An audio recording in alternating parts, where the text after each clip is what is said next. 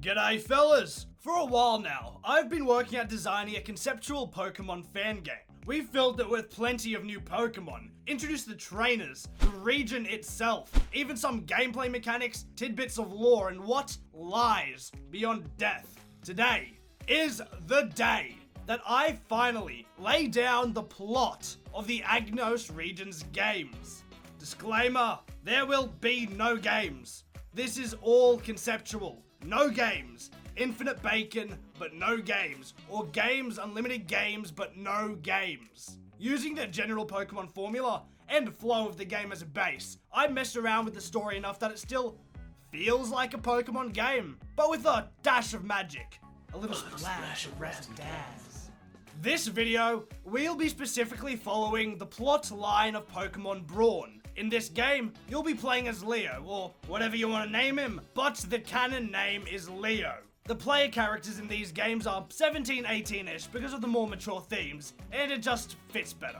Leo's name and design inspirations pull from the legendary king, Leonidas of Sparta, representing Sparta in the Peloponnesian War. Let's get going. Hold up, before we go anywhere, you're not subscribed. You know who you are. And even though 32% of you are subscribed, do notice that 68% of you are not. What's the big deal, guys? So, before you go anywhere, please do us a favor and subscribe. Appreciate it heaps. Cheers. Chapter 1. The very ancient past. So it all starts in the beginning, with Big Daddy Arceus who pops right out from an egg. Now this hotshot went on to create the OGs in the Pokemon universe as we know it. The eggshell, however, was left discarded.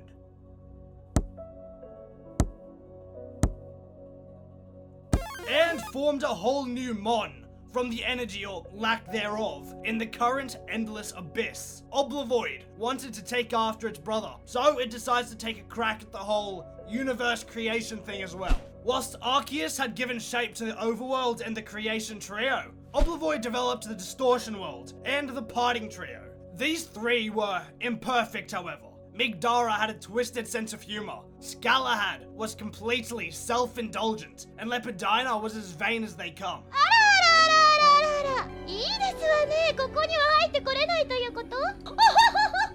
So Oblivoid discarded them to their respective areas in the depths of the Distortion World, and gave Legendary making one more shot, creating the quote-unquote perfect Pokemon with the perfect lands to govern, though both Mon and land were forgotten as time ticked by. A couple millennia buzzed past and the world has, well, it's become the world. Primal Groudon has been forming land and all that crap, whilst Primal Kyogre would fight him as it filled the seas with water. The Agnos continent was formed sometime during Groudon's journey to the west, however had been submerged by Kyogre in another one of their punch-ons. It stays this way for a long while, until Groudon and Kyogre calm down and the seas eventually recede. Agnos finally back above water. At this point in time, Agnos was but a barren landscape, until eventually a legendary giant, Goreya, rocked up to the Agnos region and blessed it with the parts of itself that made it so very legendary. Goreya was left as but a fragment of its former self, however Agnos now stood strong, and life went on. Chapter 2. The ancient past. You see, when I say ancient past, well, all of Agnos is the ancient past. So this is the ancient past, the events before those of the games. Now that Agnos had been blessed by Goreya and thriving above land, mankind began populating the region, and even ancient religions had been formed. Now, these guys up until around 2500 BC, no one cares about them. Irrelevant, fuck them. It's around this time that shit starts to really go down. Thanks to the innovations of a particularly intelligent Pokemon researcher and scholar, Professor Ren Hawthorne, Agnos had entered a new age of prosperity. The system of wealth had been converted into that of a metal-based economy, and technological advances had become far more frequent, and the Agnos people thrived. But all good things must come to an end, as in his elderly years, Hawthorne fell really fucking sick. In a desperate attempt to preserve his life, Hawthorne sends his assistant on a mission to procure an elixir of life, providing him with all his research material to do so. The assistant's investigations lead him to performing a ritual of one of the old religions, which brought about limitless knowledge. But, along with it, a calamity, a beast from another dimension that brought about mass destruction to Agnos. The assistant and his companions managed to seal the beast, and with this newfound knowledge, sacrificed the souls of the casualties to the parting trio, thus fulfilling the requirements to concoct an elixir of life, which is then passed on to Professor Hawthorne. So from here on, Professor Hawthorne is immortal, doing so reversing his body's age and imprinting him with the sign of known. Considering him a threat, Hawthorne kills his assistant and the two companions. By using his position as a professor, Hawthorne gaslights High Lords into starting a war so that he may attempt to replicate the elixir of life. He shares this amongst his own most trusted of companions, establishing the Bravo Federation. This concoction was imperfect, however, and resulted in various side effects. Hawthorne eventually fakes his death and, with the Federation, take over Agnos and begins reigning over it as a faceless ruler. He has fun being king for a couple thousands of years, but living for eternity probably gets boring. So he decides to spice society up a bit. Boom! Slavery's a thing now. With the Federation's influence, how about we just start some wars for the heck of it? Hey, why not just let them fuck shit up when you're living forever? Things don't really matter as much. Any conflicts are but a blip in the endless sea of time. And with these wars, he may continue to feed the parting trio who crave for more residents to govern. But at around 400 BC, around the time you and your rival are born, Agnos breaks into the biggest war the region has ever seen. It's time for the Gamma Resistance to step into the spotlight. Disagreeing with the Federation's ways, a resistance was formed, led by some of the strongest trainers in Agnos. Many civilians were roped into this war, however, and were forced into battle, many losing their lives. You and your rival's parents were amongst these casualties. The Gamma Resistance thought they could run Agnos better than the Federation. The Bravo Federation either disagree or don't give a shit about what some resistance thinks. Either way, for the next 20 or so years, they fight in this civil war, and that leads us to the start of our journeys at around 420 BC. Chapter 3, The Ancient Past. Your screen starts blank, your vision is foggy, and you can't make out much more than a towering silhouette standing at a desk at the end of a room, papers scattered across the floor. Hello there, welcome to the world of Pokémon. My name is... People call me the Pokémon Professor. This world is inhabited by creatures called Pokémon. For some people, Pokémon are pets, others use them for fights. Myself, I study Pokémon as a profession. Now tell me, are you a boy or a girl? Ah, that's right, I knew that. What is your name? Yes, very good. And your little friend, what about them? Wonderful. Well, are you ready to embark on a Pokémon adventure? Let us see what you have to offer. Get up! Leo, get up! You're suddenly shook awake by your rival Petra, releasing you from that oddly vivid dream. Both of you lost your parents to the war as children and have lived together ever since. She's the only family you've really ever known. Anyways, she's shaking you awake. The walls of the little room that you share are shaking along with you. Suddenly, popping your head out of a window, you watch as a herd of Tauros rampage through your hometown of Tutorstead, led by a group of bandits. Petra grabs you by the hand and drags you out of your shabby little home. Immediately, a new feature, a chase sequence ensues, in which you and your rival run through hordes of Tauros and bandits, until eventually finding rest in a hidden space in Professor Hawthorne's laboratory. The interior is run down, with ceilings collapsed in and rubble everywhere. Littered around the room are stacks of documents, and you can uncover 3 keystones containing the starters. This wasn't intentional. Professor Hawthorne had just so happened to be researching these specific Pokemon, and left them behind. These 3 guys luckily not getting buried under piles of debris with the others. You get to make your choice of starter Pokemon, Foliage, Pyrox, or Seepent, your rival choosing to start a super effective against yours. You head to leave the way you came, but you're interrupted by a bandit. You and Petra 2v1 him and defeat his Pokemon, leveling his starters up so that they may learn their type attacks. Escaping Tudorstead, you make it to a campsite at a clearing, but night has fallen. Another new segment begins, Nighttime Survival, in which you must scavenge for resources to make it through the night. Once your fire is lit and your stomachs are full, the two of you begin to talk as you drift away to sleep. Let's put an end to this war, Leo. What do you mean? Why not? We could become legends, like we've always dreamed. Really? Promise? Okay then. It's a race. First one to the end of this war wins. As if. You think as you drift into a slumber. Waking up, you and your rival have your first battle before parting ways.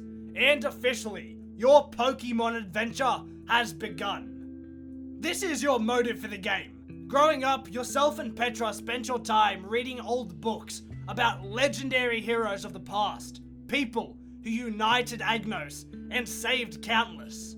It's always been the both of your dreams to be such heroes, and what better chance to do so than by putting an end to this great war that stole away your childhood and orphaned you both. Entering a wild area, you train up your Pokemon until venturing further into the forest behind. You encounter an Absol, a warning of doom, and follow its trail to the lower half of an ongoing war front, the ruined battlefield. Man, it's fucking hard being in this place. The stench of dead bodies fill your nostrils, and the things you see there are enough to traumatize any grown adult. But not you. Despite being but a kid, this sight, this mindless destruction, simply fuels you with rage. Completely unprepared and out of your league, you step into the battlefield, determined to take down Fester, the big man in charge here. This is a bloody dumb idea. In all honesty, you should be fucking dead, but it seems that Lady Luck is on your side. Sneaking past the soldiers, you find yourself face to face with Fester, who just so happened to have sent his main team out to fight on their own. So, you challenge him, defeat him, and strip him of his badge. Already, you've taken your first steps in forging your legacy. Badge in hand, you are overcome with a newfound confidence. On your way out, you bump into Petra, who too seems very confident, though you can't say that's unusual for her. And the two of you battle.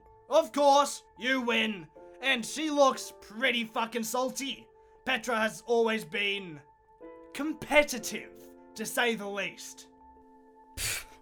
I won't lose next time. See ya, loser. She remarks as she storms off. Well, whatever, you don't think too much of it. But not long after, you meet a strange man. So it was you, child? The one that bested Fester? Don't worry, I'm not your enemy. An old friend of mine tells me that he saw you and was impressed. Quite the feat for someone as young as yourself. I thought perhaps we could help each other out. This is Wendell, whose name means wanderer, traveler, and/or seeker. Pretty much a direct parallel to Herodotus, the father of history. He says he was just robbed and requests your services as a bodyguard to take him to Agnos' capital, Fort Stratos. In exchange, some information on another Bravo Federation lieutenant. And so you agree. He also explains that there's a lieutenant trapped atop Fogwing Mountain. However, venturing into said location is a certain death trap. So you have to go about this a more roundabout way. Requiring a ship to cross over to the mainland, you escort Wendell to Garaport City. Wendell says he has a friend here that's willing to lend a vessel. However, there seems to be a complication. Well, fuck! Apparently the friend had his Fluttot stolen by bandits and refuses to leave Garaport without it. He explains that he can't pay the ransom because the Bravo Federation's tax rates have been inflated to pay for the war. So just a little side mission in which you battle and retrieve the Fluttot from the bandits. Of course, you do this out of necessity to progress your journey. But it feels good to help a person in need. You're a good bloke. You cross the sea, maybe encounter a couple pirates, and find yourself at Fort Stratos. I thank you, my friend, for your time. The lieutenant they call Conan has been spotted around Dire Woods, up north. Heed my warnings, however. Most don't return after venturing into it. And with that, he leaves. You can explore Fort Stratos if you want, but soon you'll be on your way. I'm gonna take this moment to mention that this is just the main plot progression. There'd be plenty of side content as well. Again, there are Spirit Totem Pokemon to fight with their associated side quests. Feel free to meet and interact with all the members of the Gamma Resistance, especially early on, side quests with Petra, and plenty of solo shit as well. You'll also receive consistent letters from Wendell at this point onwards. As a historian, he keeps you updated on the current state of the war, and may help point you in the direction you need to go. Petra's here again. Turns out she found a small ship to take her across the seas. Time for another battle. Damn it! And she storms off in the opposite direction. During your time wandering Dire Woods, there are plenty of mini dungeons with different mod inside, and all that good stuff. But you also have this feeling like you're being watched. It's quite unsettling. You even frequently hear the rustling of bushes and see glimpses of something fast moving about, though you never can get a good look. You assume this to be just one of the many wild Pokemon sprawling within the woods, but no, it's Conan, who has been watching you. But eventually, you'll traverse the maze-like forest, battle him, and plunder his badge. Whoa! So you made it out of Dire Woods. It's a tough challenge for most, but apparently you're pretty good at this whole adventuring thing. Either way, that's another target taken down, and you move on to the next. Here's a letter that Wendell sends you. Dear friend, my sources tell me a magic flame is rumored to be the prize for Cragworth Valley's upcoming Boulder Blitz. It might be worth looking into. Perhaps it could assist you with Fogwing Mountain. Exploring the valley, you discover that the people living here are a tad bit strange. Most of them are traumatized by the consequences of the war, and the only thing they can really look forward to is the Boulder Blitz, as if they were addicted. You even see plenty of people placing bets. You register for the event and spend the night at the local inn. Mason breaks into your room, ready to take you out. You wake up in time to prevent this, however, but he suddenly stopped as his eyes glow a bright pink. Morgana is telepathically sending him messages. Not that you would know that. Mason, crush you in Boulder Blitz. And he takes his leave. Well, that was fucking weird. Day breaks and the event commences. Time to blitz. In the end, it should be a race for first against yourself and Mason. If somehow you manage to best the grand champion of this sport, he forces you into a battle. Boss want guy. Mason, get guy. What the fuck is he on about? Whatever. You beat him. You pee. So you kick the shit out of him, loot his badge, and go collect the flame. Back to the mainland you go. Making your way back to Fogwing Mountain, you can traverse the fog, now that you have the Mortal Flame to navigate. You still have to fight through a shit ton of bird Pokemon, but at least you can actually see them coming. At its highest point is Guy, next man on the list. A visitor. I haven't seen another face in... well, it's been a while. I don't suppose you're friendly. You can decide whether you're friendly or not, either battling him straight up or having a little chat first. Let's assume that you decide on the latter. So you want to end the war? Take out the Bravo Federation? Why is it that we need to be stopped? We have ruled over Agnos for far longer than you can ever imagine. It is ours by right. We raised these people from the ground up. Well, let's get this over with. And he battles you, leaving you with another badge. You say we're evil, but who's to say that the Resistance is all that much better? I too once believed that they were right, but their leader betrayed me and trapped me up here. Watch yourself, boy. You fuck off and leave Guy trapped there for another who knows how long. As you leave the mountain range, you notice a Spritzy make it to your direction. It's holding a scroll.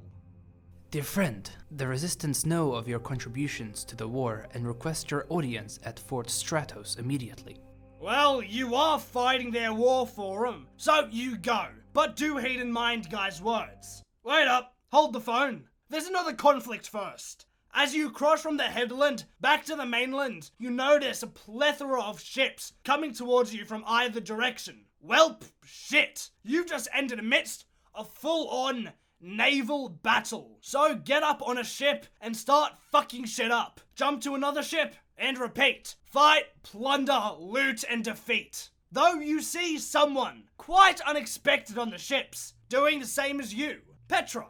So you meet up, compete to see who defeats the most enemies, and end off with a battle yourselves. For the competition, you wager all the treasure you loot, and Petra does the same. So it's essentially a double or nothing gamble. And then you battle, which has no wagers. Hopefully you win the competition and come out of this fight with a pretty penny. Otherwise, you come out with but another victory under your belt.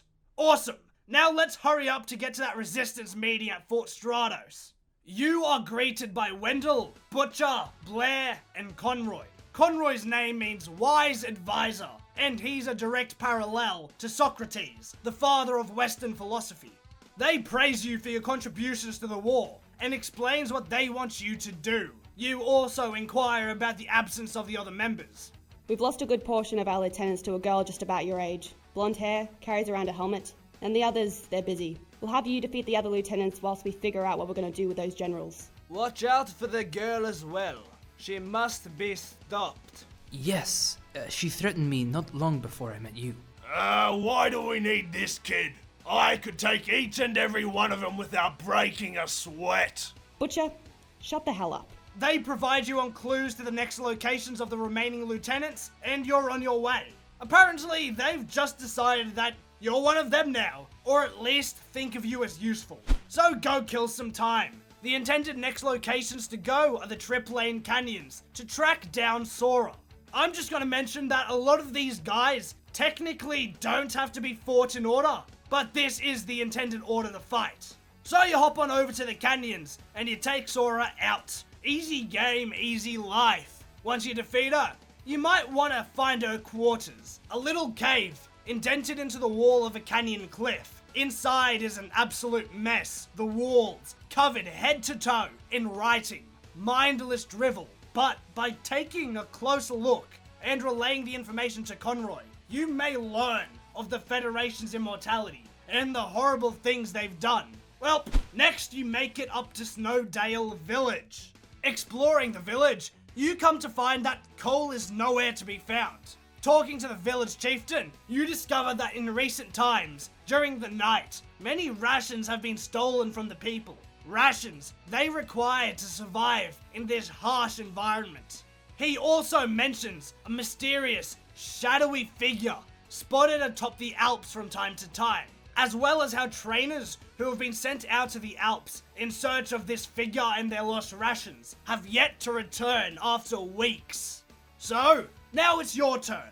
Venturing forth into the blizzard-filled Alps, you use your mortal flame to keep you warm and navigate as you search for the missing trainers. Of course, you find them and return them to the village before heading out again to find Cole. Spotting a gargantuan shadow in the distance, you end up fighting a spirit totem Cryolona and race an Empoleon down a slippery slide. Finding Cole surrounded with the stolen rations, you kick the shit out of him and come back to Snowdale Village with another badge in hand. You come across Petra laying in the town square, battered and bleeding out, only worsened by the frigid temperatures. But even in this state, she initiates a battle. You didn't even get to finish the battle because she passes out halfway through.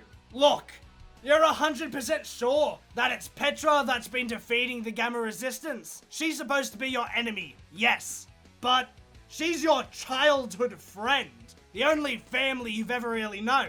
So you get her warm and tend to her wounds, but she's developed a severe fever. The chieftain tells you of a magic, wandering healer, and updates your map to show where his current setup might be. And off you go. You meet Aza right around here.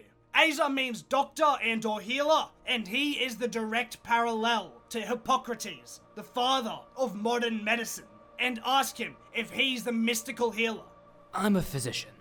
He takes Petra under his wing while she recovers. Pay up, it's a hefty fine. It'll be a while until she wakes up. Go collapse governments or whatever kids your age do nowadays. And so you leave the mainland and head for the islands to take out both Justine and Damien. First up, Justine over at Lorchester, crossing the seas, facing both a Spirit Totem Scyllace and Carybdice. You make it to the city and find Justine at the town center. This town is a total mess. Not too long ago, Justine was democratically removed from power, and now the current leader, Lord Pemberton, formerly known as the Law, has been found dead. So it's a fun murder mystery side quest. It turns out in the end, it wasn't Justine, but hey, you need to take her down, so you frame her. You punish Justine, beat her up, and take her badge. Then feel free to stop by and drink with Barkus as you move an island over, or even take a break for a bit and cruise on by to the island of Onsen. It's a great place to relax, just don't overindulge. Over at Cryptwick City, enter the tower and reach Damien at the top. Along your way, you can interact with tombstones whose spirits tell a story. Many are the souls of fallen soldiers and Pokémon, some even killed by the Bravo Federation. But whatever, you have some spooky, scary experiences with a ghost. Take out Damien, the last of the lieutenants, and go to return to Petra. She's awake now, but she feels so defeated. She's disgusted by the thought that you had to save her and forces you into a battle. Defeat her and she takes off, but fuck it, whatever, as long as she's alive. You return to Fort Stratos to consort the resistance. So you head over, but are redirected to Mount Gamma when you get there. Time to finally meet the people pulling the strings in the resistance. This is the boy? I was expecting more. This boy has done more damage to the Federation than all of our lieutenants combined. Let the boy be. Son, I'm gonna be straight with you. We're gonna need you to kill your little girlfriend, or we'll do it ourselves. Look, it's our best bet if we want to find their base. We capture her, force the information out of her, then dispose of the body. I will genuinely shit my pants, take off the shitted pants, and then eat the shitted pants. And so you go chasing after your rival and take her down in a final encounter. You bring her back to HQ and head for their base, which is under the volcano at Bravo Island. You're in the final stretch. You make it there, tear through the tunnels of Nike, and make it to HQ. You expect to be met with hordes of soldiers or the Federation's generals, but no. You waltz in on Professor Wren Hawthorne, their leader. You sigh, move over to the table at the center of the room and pull up a chair, expecting a long-ass villain monologue. Well, alright then. It's gonna be that way. I see you've made it all this way. I must congratulate you. However, Agnos is mine. It has been mine for a long time. This region would be nothing if not for me. And I will stomp out any resistance that tries to oppose me. Did you really think you could beat me? Why do you think this war has gone on for this long? I enjoy the amusement, and it is my duty to sacrifice these lives to the governors of the afterlife. This has been but a game. You are nothing, boy. But it is about time I end things. Blah, blah, blah. You get the idea. The professor has his long fucking monologue. Now, you'll have to do me a favor and die. You battle and notice as the overgrown plants on the walls react. Nevertheless, you have him on the ropes. One hit to go. And then he does something a bit abstract. He attacks you directly. It was super effective and you fucking die. Yeah, Why don't people do that more often? Meanwhile, as you assumed would happen, Galvin had just done the same to Petra over at Mount Gamma. Chapter 4, Endgame. Welcome to the Fields of Triumph. For one to be here, you must have lived a life of heroics and/or were pure of heart. You meet those requirements. It was one heck of a run, but unfortunately, you can't win them all. Well, fuck you. Leo says to the disambiguate voice, you have absolutely no plans on staying here. You got shit to do, places to be. Luckily enough, in the distance, you can see both the exit just kinda there, as well as Galahad in all his glory. Though, before you realize it, you've been dragged away. It's party time! We've got a newbie! Hey, welcome to Paradise. Bottoms up, kid. So, what are you in for? Cat got your tongue? You are completely fucking stunlocked right now. 1, well, you just fucking died. 2, you're surrounded by all the heroes that you and Petra grew up reading about. But once you get over that, you tell your tale, and the party roars. Acceptable. Ren Hawthorne. Yes, he was a tricky one. Well, kid, you made it. And the party continues. Feel free to explore the fields, interact with the heroes, catch some new mon, and enjoy the party. They threw it for you after all. Just do heed in mind that you do have some unfinished business to take care of. But whenever you're ready to go and try to leave, you are stopped. Not a good idea, kid. Galahad doesn't want escapees. Leo, trust us. You don't want to end up somewhere else. You are dead and you must make peace with that. And they drag you back to the party. So embrace it. It's around that time of eternity that the heroes begin sparring for entertainment. So you join in on the festivities, out-drink and out-spar the heroes, then make a break for the exit. Galahad rises, the heroes realize, and the chase sequence begins. With a limited number of moves, completing quick time events, battle against these heroes as you escape Galahad. Just before you make it to the exit, however, Galahad grows massive and glows a golden yellow. It forces you into combat. I always felt that legendary boss battles should be so much harder than they are. You can't catch Galahad in this encounter, and he'll be a lot fucking stronger than he would normally, because he's in his home territory. But you will defeat him, eventually, and make your way through the exit. As you leave, you find yourself in a strange dimension. It's the distortion world. Traversing the strange floating islands and landscapes, you come across the Fields of Punishment.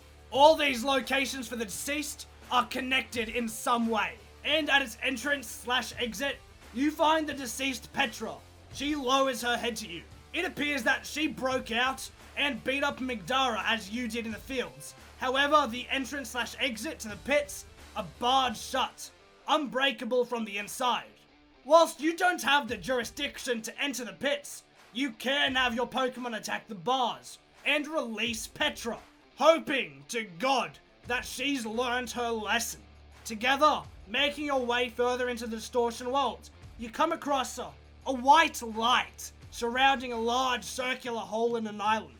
You don't know what it is or what it means, if it means anything, but you take a chance. Grab Petra and dive headfirst into the hole, falling into the void. Welcome back to the land of the living. Forcing your way out of the grave in Cryptwick City, you return to the hideout. They're not expecting you. I mean, why would they? You're supposed to be fucking dead. So, you make your way through and fight the generals as you would the Elite Four until you make it to Professor Hawthorne. Well, this is a first. I see killing you won't make a difference. I guess we'll do this fair and square. You battle against a Ren and win, putting an end to this war and retrieving victory for the Gamma Resistance. You have officially become a legend like you've always dreamed. Now there is but one battle for you to overcome. One last loose end. You have a final heart-to-heart with your rival and a final battle. And that's about it. Pokémon Brawn's main story summarized as best I could. Of course, this is just the main storyline. Again, plenty of side quests, post-game, etc. Well, that's that. Hope you guys enjoyed the video. Do us a favor and subscribe, and I'll catch you guys later. Bye-bye!